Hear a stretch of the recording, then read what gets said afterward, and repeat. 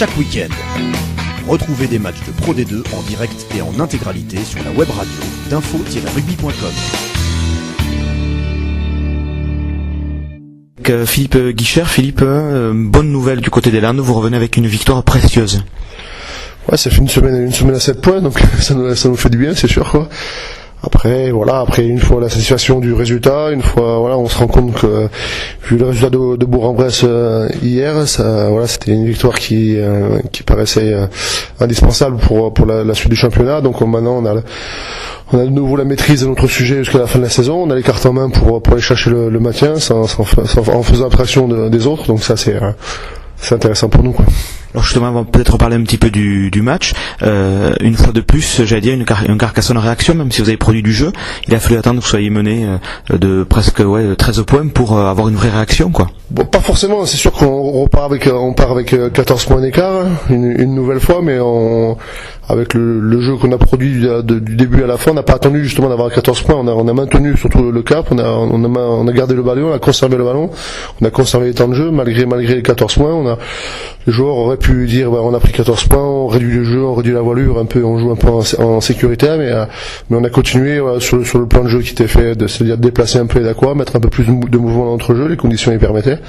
Donc c'est vrai qu'on a eu confiance en nous pour maintenir le rythme du début à la fin du match et ça a payé, quoi.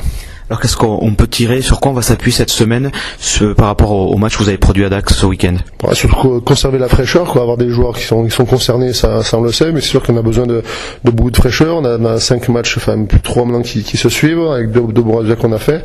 Il faut continuer, à mettre de l'enthousiasme, à mettre au déplacement, on sait forcément que même si on a une bonne conquête en ce moment, les adversaires nous attendent là-dessus, donc il faut absolument faire évoluer notre jeu avec un peu plus de mouvement pour pouvoir dominer l'adversaire et surtout concrétiser nos temps forts. Là où on a encore un peu de mal parce qu'on a beaucoup franchi à Dax, on n'a pas suffisamment marqué, quoi. Alors ce week-end, c'est Béziers qui vient vous défier ici. Eux, ils auront en mémoire la victoire que vous aviez arrachée là-bas à la Méditerranée. Même si c'est une équipe qui est maintenue, je pense qu'il y a ce challenge, j'en bafouille. Et puis surtout, c'est quand même un derby, quoi.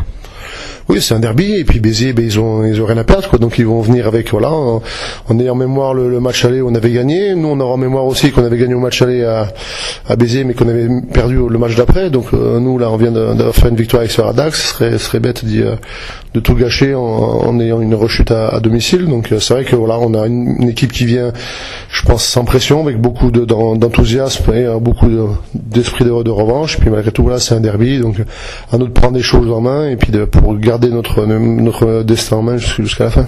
Bon, tu parlais de la fraîcheur des troupes carcassonnaises, la fraîcheur mentale. Est-ce que physiquement il y a eu des pépins côté Dax ou tout le monde revient indemne? Non, tout le monde revient indemne. Il n'y a pas eu pour une fois, on touche du bois, il n'y a pas eu de soucis physiques, donc tout le monde s'assure sur le pont, à moins les blessés de longue date, mais on garde tout le monde du moins pour Béziers, quoi. Bon, mais merci Philippe, et puis donc rendez-vous samedi 18h30 ici à Domecq pour le derby de la Méditerranée. On y sera. Merci.